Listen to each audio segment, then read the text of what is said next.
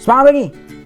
Baik teman-teman semua, kita akan lanjutkan lagi pembahasan kita di perpajakan 1. Setelah mid test ini, kita akan bicara tentang PPNBM, pajak penjualan atas barang mewah.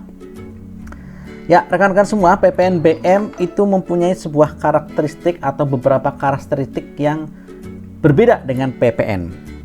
Yang pertama, rekan-rekan semua, PPNBM itu merupakan pungutan tambahan di samping PPN. Ya, jadi keberadaan PPNBM itu merupakan tambahan setelah PPN. Jadi tidak mungkin ada PPNBM jika tidak ada PPN. Kalau nggak ada PPN-nya, pasti nggak ada PPNBM. Tetapi satu penyerahan kadang-kadang itu ada PPN-nya tanpa PPNBM. Kenapa? Karena barang tersebut tidak termasuk kategori barang mewah. Ya, jadi PPN sendirian bisa, PPN plus PPNBM berbarengan bisa. Tetapi PPNBM sendirian tanpa PPN itu tidak mungkin. Itu yang perlu dipahami ya. Jadi PPNBM sekali lagi adalah pungutan tambahan di samping PPN. Ada PPN plus PPNBM, itu maksudnya seperti itu. Yang kedua, PPNBM itu dikenakan hanya satu kali pada waktu penyerahan BKP yang tergolong mewah oleh pengusaha yang menghasilkan. Ya, jadi pada saat pabrikan menghasilkan BKP yang tergolong mewah, maka pabrikan tersebut memungut PPNBM. Atau, nah jadi yang pertama tadi pabrikannya, atau pada saat importir, dia mengimpor barang kena pajak yang tergolong mewah. Ya, jadi hanya satu kali saja, tergantung dia importir atau pabrikan. Jadi tidak bisa dua kali. Jadi misalkan pabrikan menjual kepada pedagang besar atau distributor, sudah memungut PPNBM, lalu distributornya memungut PPNBM lagi. Tidak seperti itu. Beda dengan PPN. Nah, kalau PPN kan setiap lini dari produksi, distribusi dan sebagainya itu terkena PPN terus. Kalau PPNBM tidak, hanya sekali saja. Berikutnya, PPNBM tidak dapat dikreditkan dengan PPN maupun PPNBM. Nah, teman-teman semua, apa makna dari tidak dapat dikreditkan? Ini berarti tentu saja dia akan menjadi komponen harga perolehan, atau dia pastinya akan berpengaruh kepada harga jual dari barang tersebut. Oke, teman-teman semua, sekali lagi ini juga berbeda dengan PPN. Kalau PPN, kita dipungut PPN akan menjadi pajak masukan. Apakah dapat dikreditkan terhadap pajak keluaran? Secara umum bisa, asalkan terpenuhi syarat-syaratnya, yaitu dia faktur pajaknya itu sesuai ketentuan ya, dan terkait dengan kegiatan usaha gitu. Dan yang kita serahkan itu adalah sesuatu yang terutang PPN. Oke, jadi PPNBM tidak dapat dikreditkan dengan PPN atau PPNBM. Jadi dia akan masuk sebagai biaya atau harga pokok. Nah, kenapa ada PPNBM di samping PPN? Teman-teman semua masih ingat ilustrasi ketika kita beli di sebuah supermarket, contohnya Indo April gitu kan, yang beli saya dikenakan PPN, yang beli pengemis dikenakan PPN, yang beli Pak Jokowi sebagai presiden juga tetap kena PPN. Kok sama gitu ya?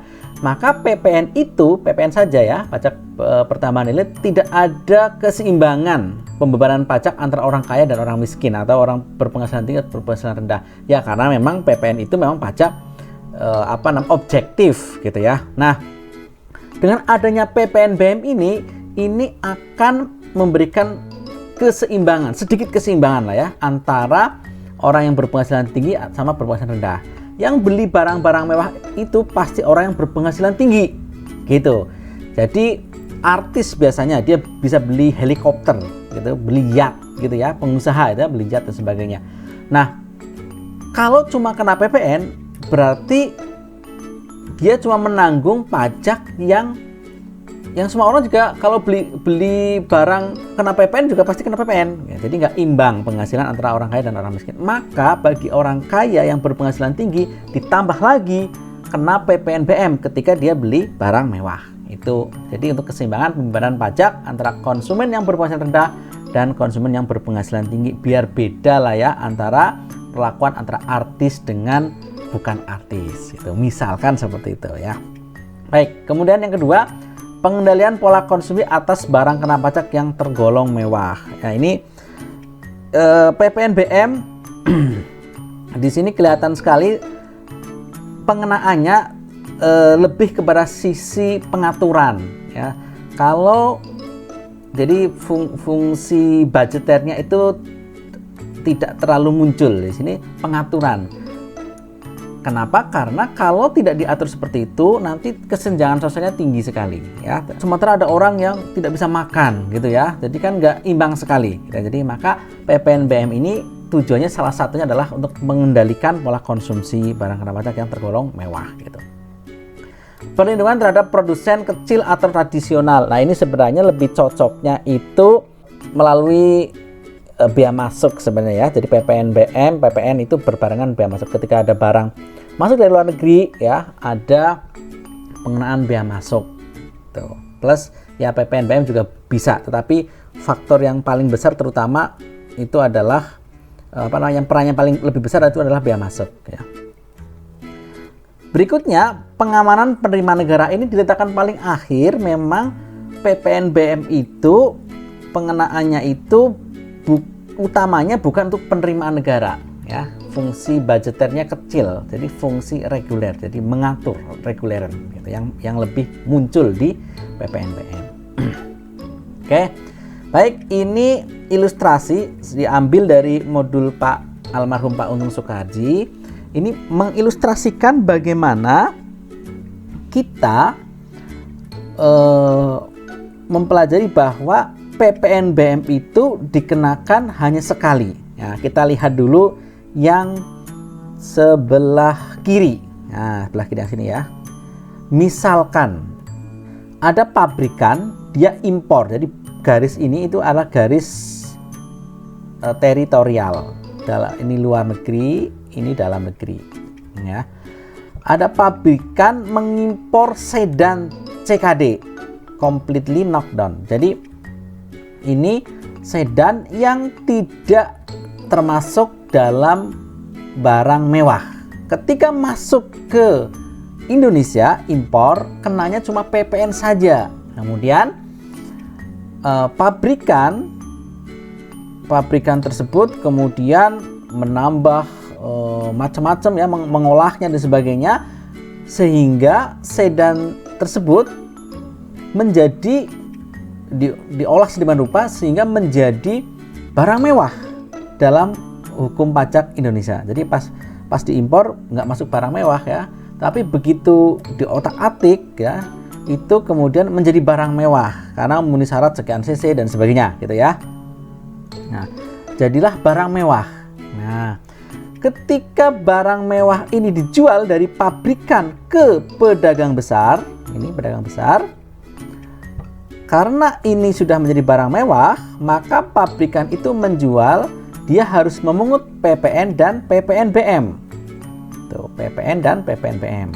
Di pabrikan menjual dengan memungut PPN dan PPNBM karena sedan tersebut menjadi barang mewah. Nah, pedagang besar berarti dia harus membeli dengan membayar PPN plus PPNBM. Tetapi ketika pedagang besar menjual ke pedagang eceran, pedagang besar tersebut tidak perlu memungut PPNBM lagi, dia cuma memungut PPN saja. Maka PPNBM yang pernah dipungut oleh pabrikan kepada si pedagang besar, ini otomatis akan menjadi harga pokok atau menjadi komponen harga perolehan dari pedagang besar. Makanya pasti harganya mahal ya untuk barang mewah yang akan ada PPNBM. Nah, si pedagang besar sekali lagi tidak perlu memungut PPNBM lagi. Karena ingat, PPNBM cuma sekali saja dipungut, yaitu di level pabrikan ketika menjual pertama kali. Ini kalau kasusnya pabrikan ya. Nah, jadi saya lanjutkan. Pedagang besar menjual ke pedagang eceran, ini sudah tidak perlu memungut PPNBM, cukup PPN saja. Nah, pedagang eceran menjual ke konsumen akhir juga tidak ada PPNBM, cukup PPN saja gitu. Atau misalnya jalan pintas dari pabrikan langsung ke konsumen, karena ini penjualan pertama kali dari pabrikan, maka ada PPN dan PPNBM. Tetapi sekali lagi, kalau pabrikan menjualnya melalui pedagang besar, dia memungut PPNBM dan PPN, pedagang besarnya nggak perlu memungut PPNBM lagi. Jadi cuma sekali saja. Itu kalau pabrikan. Sekarang kita lihat dari sisi sebelah kanan, ini importir ya. Ini importir mobil, ya anggap saja ini mobil mewah gitu ya, dalam kategori di undang-undang PPN kita atau tentang PPNBM kita, ini masuk barang mewah. Maka ketika ngimpor dari luar negeri, karena ini barang mewah, sudah masuk barang mewah, maka ada PPN dan PPNBM. Nah, si importir sudah kena PPNBM nih di sini nih. Maka ketika menjual ke pedagang besar, yang pertama kali ini pedagang besar, dia tidak perlu lagi memungut PPNBM karena dia sudah kena PPNBM di importir di level pertama nih. Nah, dijualnya terus, tapi tetapi PPNBM yang dipungut pada saat dia ngimpor akan menjadi harga perolehan atau harga pokok masuk ke dalamnya, maka pasti penjualan harga jualnya pun menjadi tinggi. Ya, PPNBM sekali lagi tidak dapat dikreditkan, jadi dia pasti akan menjadi komponen harga perolehan atau dia akan mempengaruhi ke harga jual. Oke, jadi importir sudah kena PPNBM, maka ketika menjual ke pedagang besar tidak memungut PPNBM lagi, dan seterusnya ke bawah tidak perlu memungut PPNBM. Termasuk ketika dari importir langsung jual ke konsumen akhir, ya, tetap tidak ada PPNBM. Itulah aplikasi dari PPNBM itu dikenakan hanya satu kali, yaitu di pabrikan atau di importir gitu. Kalau pas di pabrikan, pabrikannya itu pas ngimpornya nggak kena PPNBM, tetapi kemudian mengolah sehingga barang yang di impor tadi menjadi barang mewah, maka pabrikan itu begitu menjual dia memungut PPNBM gitu. Importir ketika dia ngimpor sudah kena PPNBM, maka pas menjual ke pedagang besar tidak memungut PPNBM ya. Itu ilustrasinya seperti itu. Mari kita lanjutkan.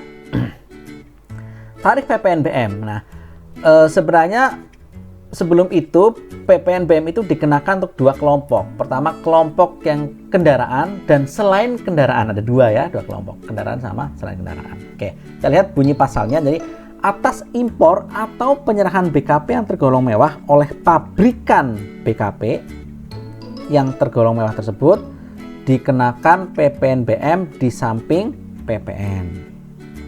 Ya, jadi kena PPNBM di samping PPN. Kemudian tarif PPNBM paling rendah 10% dan paling tinggi 200%. Ini batasan di undang-undangnya seperti itu, 10% dan paling tinggi 200%. Atas ekspor BKP yang tergolong mewah dikenakan PPNBM dengan tarif 0%. Jadi ini sama dengan PPN, tarifnya untuk ekspor BKP, PPNBM-nya 0%. Oke, kita lihat berikutnya. Nah, kriteria BKP yang tergolong mewah ya. Apakah barang itu mewah atau tidak, itu dilihat dari beberapa hal. Pertama adalah biasanya yang masuk mewah itu adalah barang yang bukan merupakan barang kebutuhan pokok. Kebutuhan pokok semua orang mengkonsumsi itu. Ya, jadi barang mewah itu yang bukan barang kebutuhan pokok. Kalau mobil itu kan jelas bukan barang kebutuhan pokok. Barang yang dikonsumsi oleh masyarakat tertentu, yang berpenghasilan tinggi lah setidaknya ya. Tidak semua mengkonsumsi itu. Barang yang pada umumnya dikonsumsi oleh masyarakat berpenghasilan tinggi tadi ya. Berarti barang yang dikonsumsi oleh masyarakat tertentu biasanya komunitas-komunitas tertentu. Saya lanjutkan, barang yang dikonsumsi untuk menunjukkan status.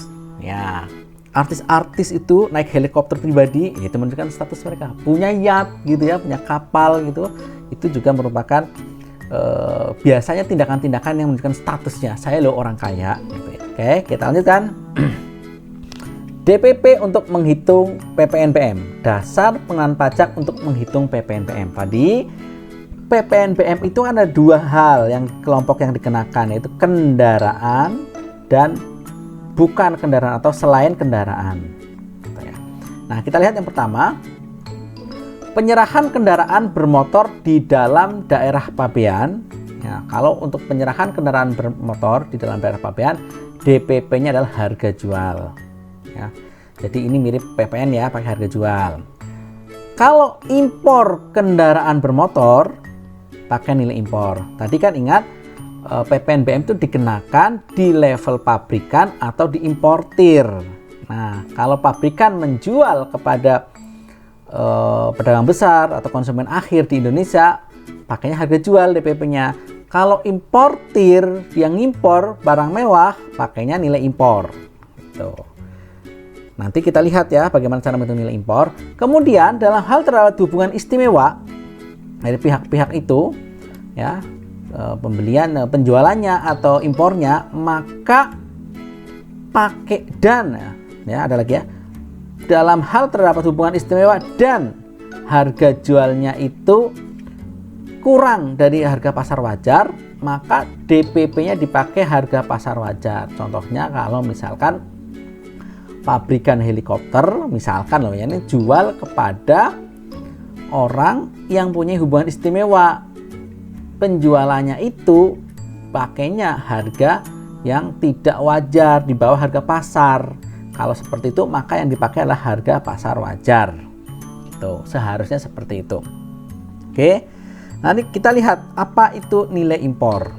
DPP PPNBM yang memakai nilai impor. Jadi ketika seorang importir mengimpor, dia memakai nilai impor. Oke, DPP PPNBM untuk nilai impor.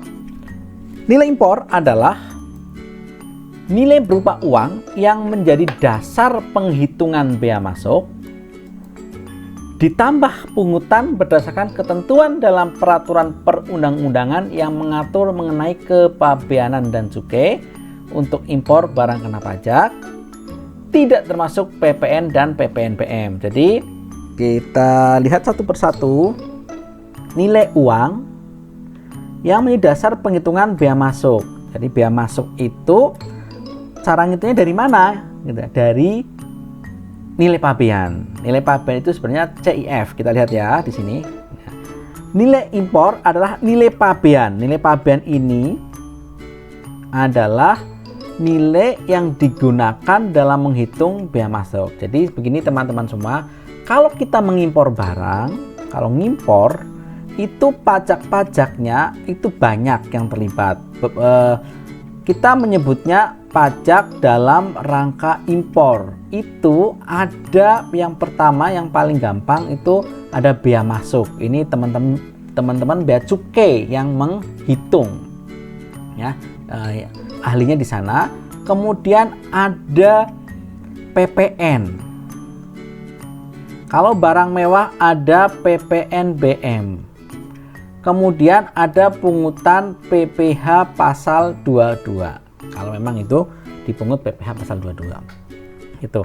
Nah, PPh pasal 22 kita sudah bicarakan kemarin, tetapi memang contohnya tidak ada yang impor. Nah, mumpung di sini kita bicara impor, kita lihat ilustrasinya nanti ya. Nah, bea masuk kita tidak mempelajari ini, tapi sekilas saja bea masuk itu cara ngitungnya adalah tarifnya berapa, ya, bea masuk itu adalah tarifnya berapa dikalikan CIF. CIF itu apa? CIF itu adalah cost insurance freight. Ya, ini disebut nilai pabean, CIF gitu ya. Jadi nilai pabean itu CIF. Jadi apa itu nilai impor? Nilai impor itu sebenarnya adalah CIF plus bea masuk. Gitu. CIF plus bea masuk sebenarnya seperti itu. Atau bahkan kadang-kadang kalau impornya itu merupakan barang-barang tertentu yang ada yang harus di Indonesia harus dilindungi, barang yang sejenis, maka ada bea masuk tambahan. Kalau ada bea masuk tambahan, tambahkan juga bea masuk tambahan. T gitu ya. Itu nilai impor adalah CIF plus bea masuk tambahan jika ada. CIF adalah cost insurance freight gitu. Nah teman-teman semua, mari kita lihat ilustrasinya ya. Jadi nilai impor ini kalau udah diambil dari CIF plus bea masuk tambahan, baru dari nilai impor ini dihitunglah berapa PPN-nya, kemudian berapa PPNBM-nya. Jadi cara menghitung PPN itu dari nilai impor kalau ngimpor ya. Cara menghitung PPNBM juga dari nilai impor. Tetapi cara menghitung bea masuk yang ini itu adalah dari CIF. Ini gitu. Mari kita lihat ya. Kita lihat. Nah, kita lihat ilustrasinya. Ini dari kasus tahun kemarin. Ya, misalkan ada pengiriman motor besar ya. Ini yang legal saja lah ya. Motor besar dikirim dari luar negeri dengan nilai CIF-nya 30.000. Nah, angka 30.000 di sini sudah merupakan ini ada penambahan dari 3 hal ya, cost, insurance, freight 30.000. Nanti jangan kaget kalau misalkan soalnya itu ada cost-nya sekian, insurance sekian, freight-nya sekian, maka ditambahkan saja ya. Nah, US dollar ini ya pemakainya karena impor US dollar. Nah, nanti dalam rangka menghitung pajak tentu saja dikalikan, ini harus dibuat rupiahnya berapa dengan kursnya kita pakai yang mana, kita lihat ya.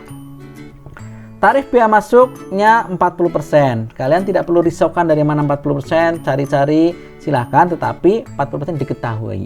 Ya, kita tidak membahas bea masuk. Kita RPS itu tidak membahas bea masuk, maka bea masuk diketahui 40%. Ya. PPN-nya 10%, kita udah tahu. PPNBM-nya ini kenapa 125%? Oh, ini ternyata ini impornya berarti motor besar yang cc-nya di atas 500 ya. Jadi diketahui PPNBM-nya tarifnya 125%. Kurs tengah BI saat itu 14.130, sedangkan kurs KMK yang berlaku di minggu tersebut adalah 14.086. Nah, dalam rangka penghitungan pajak kita selalu memakai kurs KMK dalam rangka penghitungan pajak.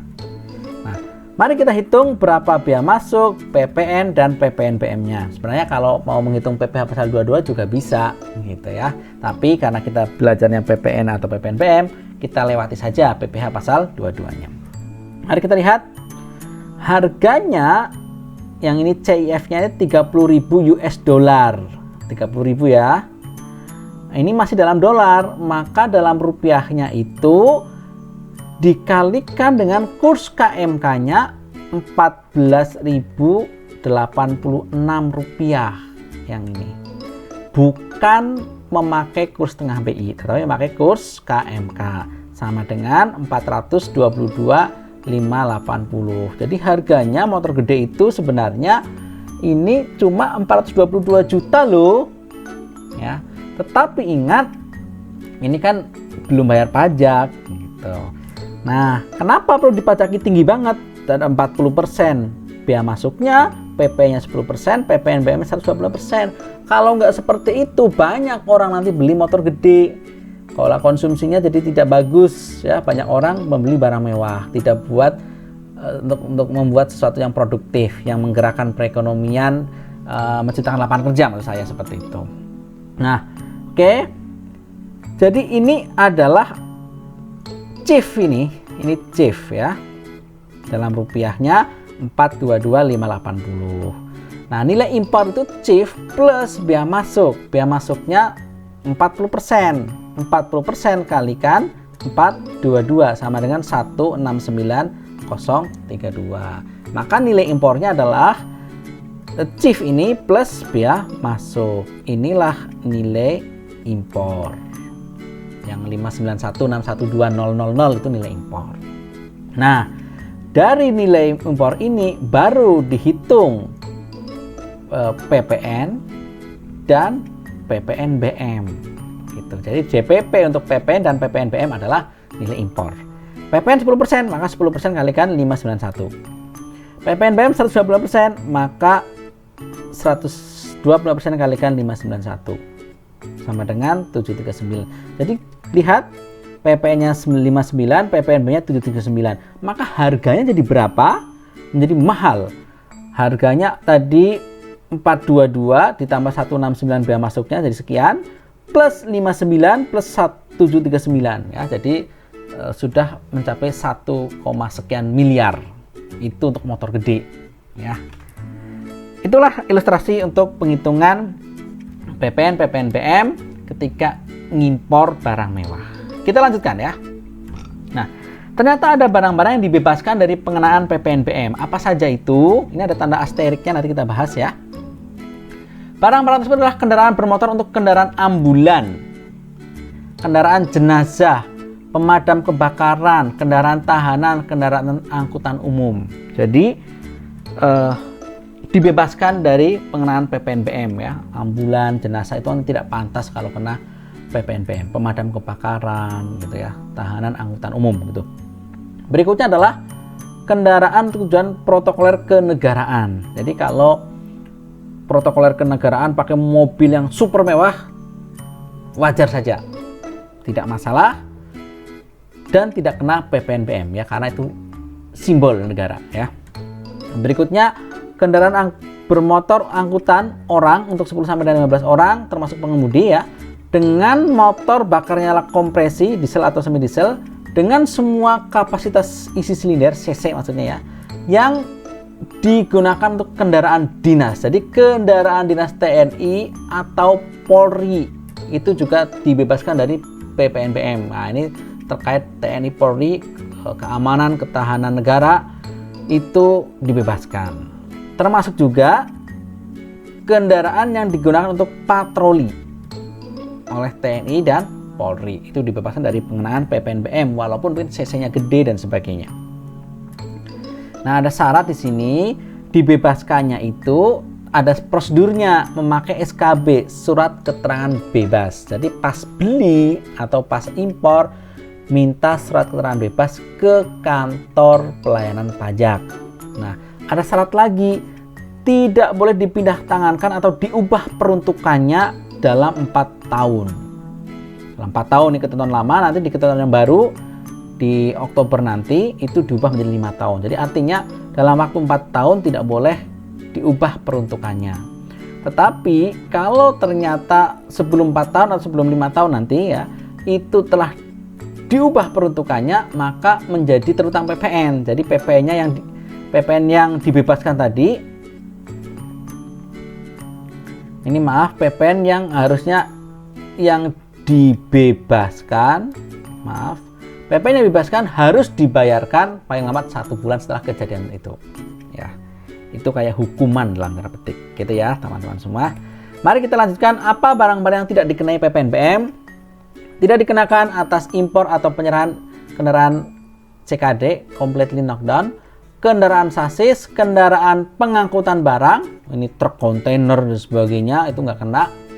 Kemudian kendaraan bermotor roda 2 dengan kapasitas isi silinder sampai dengan 250 cc, dan kendaraan bermotor untuk pengangkutan 16 orang atau lebih termasuk pengemudi. Oke, kita lanjutkan. Teman-teman semua, ini aturan tentang kendaraan bermotor. Kendaraan bermotor yang dikenakan PPN BM. Jadi di PMK 33 2017 itu mengatur jenis kendaraan bermotor yang dikenai PPN BM. Ingat, PPN BM itu dikenakan atas kendaraan bermotor dan selain kendaraan bermotor. Nah, di PMK 33 ini bicara tentang jenis kendaraan bermotor. Nah, sebenarnya PMK 33 ini perubahan yang kesekian dari PMK sebelumnya. Nah, tarifnya ada macam-macam. Nah, ini saya mengenakan tarif-tarifnya saja. Ada yang kelompok 10%, ada yang 20% dan seterusnya ya. Nah, saya tidak minta kalian untuk menghafal. Nah, saya kenalkan saja contoh yang tarif 10%. Ini untuk pengangkutan 10 sampai dengan 15 orang termasuk ini nih. Kalian baca. Nah, baca, oh seperti itu tuh. Ada yang mungkin pengangkutannya mungkin kurang dari 10 orang tetapi tetap kena kenapa PPNBM? Karena mungkin CC dan sebagainya gitu ya. Ada tarif 20%, oh bedanya seperti ini CC-nya 1.500 sampai 2.500 dan sebagainya. Oke, 10%, 20%, kemudian ada yang 30%, ada yang 40% ya. Yang 30% contohnya adalah sedan atau station wagon yang CC-nya 1.500 ya, sama dengan 1.500. Kemudian tarif 40% yang 2.500 cc sama dengan 3.000 cc ya. Kemudian ada penjelasan lagi, ini double gardan gitu ya. Tidak perlu dihafal teman-teman semua, nanti kalau bekerja juga melihat daftar ya. Kalau ujian juga open book dan saya tidak menanyakan yang aneh-aneh gitu ya. Oke, kemudian ada yang 50% tarifnya. Nah, 50% itu gampang dihafalin, yaitu untuk yang golf ya, kendaraan khusus yang dibuat untuk golf. Kemudian yang 60% itu kendaraan bermotor beroda 2 dan kapasitas isi silinder lebih dari 250 cc sampai 500 cc, sepeda motor dan sepeda yang dengan motor tambahan dengan atau tanpa kereta pasangan sisi termasuk kereta pasangan sisi. Nah, ini 60% ya. Ini suatu saat kalian akan membeli atau ngimpor gitu ya, motor besar misalkan ya, ini siap-siap ya. Tarif 125%.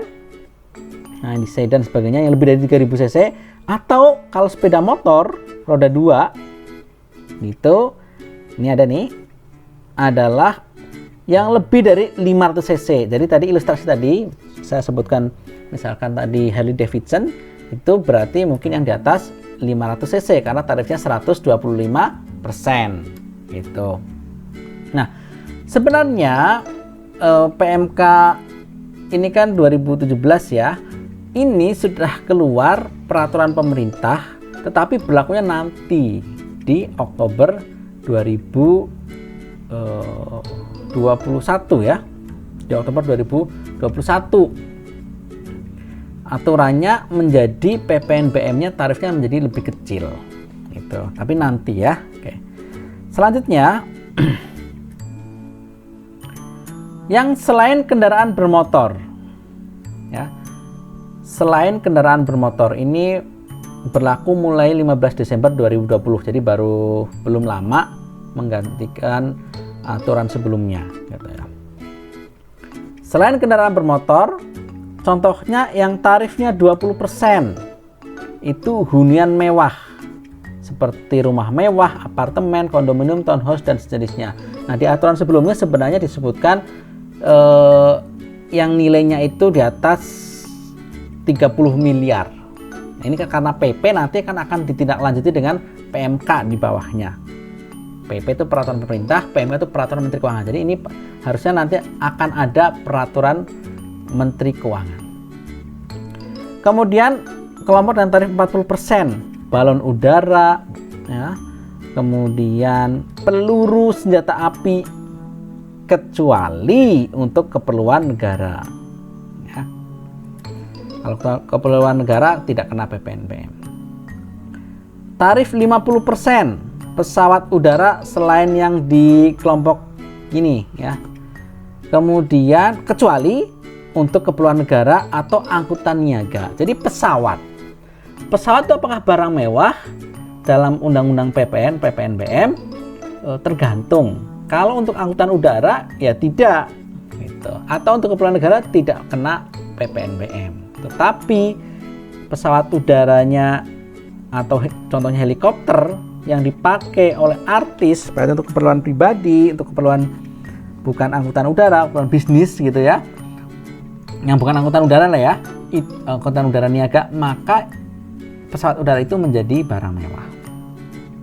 Kelompok senjata api itu kena PPNBM 50% kecuali untuk keperluan negara.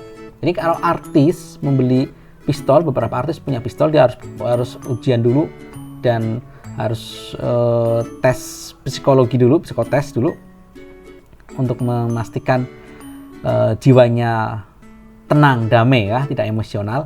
Nah, itu kena PPNBM kalau dia beli senjata api.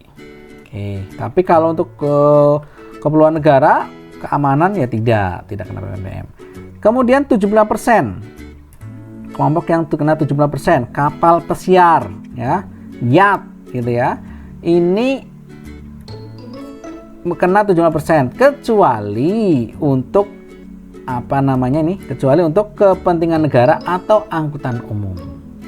Jadi kapal gede banget gitu tapi digunakan untuk angkutan umum itu tidak termasuk yang kena PPNBM. Nah, teman-teman semua, ini bagian akhir dari PPNBM. Kita melihat ilustrasi penghitungan PPNBM lagi di level, contohnya tadi pabrikan ya. Ini ilustrasi untuk memperkuat yang di awal. Contoh nih, pabrikan. Dia itu pabrik lah ya, mengolah dari bahan baku menjadi barang mewah dalam hal ini. Nah, pabrikan dia memproduksi sedan. Sedannya ini sebut saja misalkan masuk kategori barang mewah sekian cc dan sebagainya gitu ya. Nah, misalkan nih harga jualnya sebenarnya 200 juta. Harga jualnya sebenarnya 200 juta. Nah, karena ini dia jual pertama kali ke pedagang besar, maka dia selain memungut PPN 10% dari harga jualnya yaitu 20 juta ya, dia akan memungut PPNBM sesuai dengan tarifnya. PPNBM misalkan dia masuk kategori yang 30%. Oke ya. Maka ada PPNBM 60 juta. Maka harga jualnya 200 plus 6 plus 20 PPN plus PPNBM 60. Maka pembelinya akan membayar sebesar berapa itu? 280 juta sedan dari si pabrikan. Ini ilustrasinya udah lama jadi masih murah ya. Oke, 280 juta. Baik, maaf saya ulang. Nah, pabrikan menjual kepada pedagang besar seharga 280 juta ya, dengan ilustrasinya 20 juta PPN, PPNBM 260 juta. Si pedagang besar dia akan mencatat, oh saya beli sedan 200 juta. 200 juta, tetapi dia telah dipungut PPNBM. Nah, ada biaya di sini PPNBM. PPNBM menjadi biaya. PP-nya bagaimana? Enggak. PP-nya tidak menjadi biaya di sini karena nanti akan dia kreditkan. Ya, kalau PPNBM kan nggak bisa dikreditkan, gitu.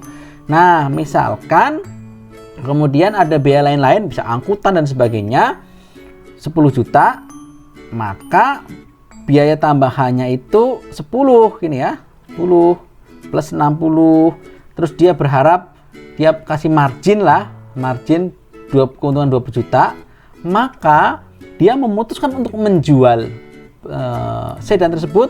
Tentu saja harganya tidak 200 tetapi 200 plus biaya-biaya yang telah dia keluarkan plus laba yang diinginkan, yaitu ada 60 PPNBM, biaya berikutnya ada 10 transportasi misalkan, dan dia ingin laba 20 juta. Maka dia memutuskan menjual harga sedannya 290 juta, yaitu 200 plus 90 juta. 90 juta itu total dari yang di sini tadi. Gitu. Nah, menjual sedan dengan harga 290 juta, maka dia memungut PPN 29 juta, 10%-nya.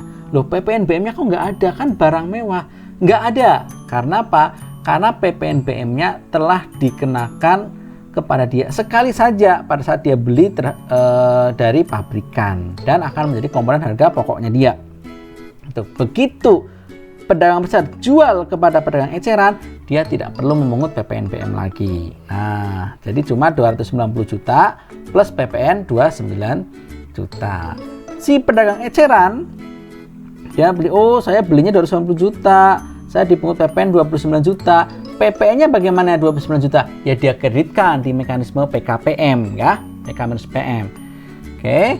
Kemudian misalkan dia ada biaya-biaya untuk kemudian dia jual lagi ke konsumen akhir, ada biaya 10 juta, dia pengen margin 20 juta, maka dia akan menjual dengan harga 320 juta. Ya, PP-nya 32 juta, konsumen akhir akan membayar sebesar 352 juta, yaitu 320 juta harga jual plus PPN-nya. Ya, itu adalah penghitungan dari PPNBM.